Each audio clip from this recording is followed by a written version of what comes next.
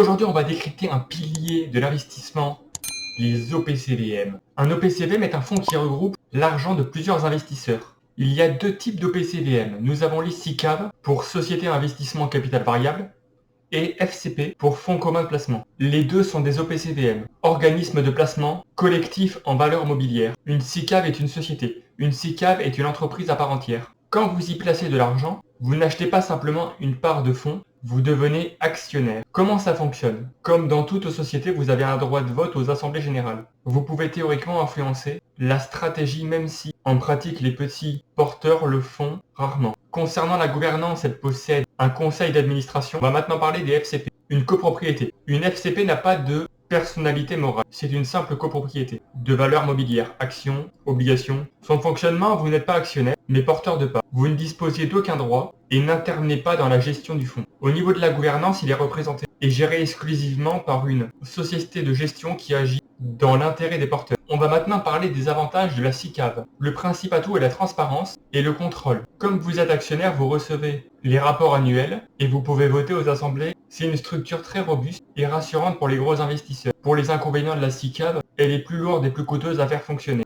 administrativement à cause de son conseil d'administration, ce qui peut parfois se répercuter légèrement sur les frais de gestion. Parlons maintenant du FCP. Les avantages, c'est la souplesse absolue. Les FCP sont souvent plus spécialisés sur des niches, exemple petite entreprise, secteur technologique précis, zone géographique restreinte. Les frais de structure sont généralement moins élevés, car il n'y a pas d'assemblée générale à organiser. Au niveau des inconvénients du FCP, vous êtes totalement passif, vous n'avez aucun mot à dire sur la gestion et vous devez faire entièrement confiance à la société de gestion. Ce qu'il ne faut pas oublier, c'est que SICAV ou FCP, la fiscalité est la même. En France, si vous détenez des FCP ou des SICAV via un compte titre, un PEA ou encore une assurance vie, le traitement fiscal de vos gains seront le même. Distribution ou capitalisation, c'est le point le plus important pour votre stratégie. Certains fonds vous versent des dividendes, distribution, d'autres les réinvestissent automatiquement, capitalisation, pour générer une rente. C'est ce choix-là qui primera sur la forme juridique. En résumé, ne vous bloquez pas sur le nom SICAV ou encore FCP. Ce sont simplement deux contenants différents pour un même contenu. Votre investissement, retenez que la SICAV vous donne une voie tandis que la FCP mise sur la simplicité. Mais dans les deux cas, le vrai secret de la réussite ne réside pas dans ces quatre lettres, mais dans la qualité de la société de gestion qui pilote le fonds et dans les frais qu'elle vous facture. L'objectif reste le même, déléguer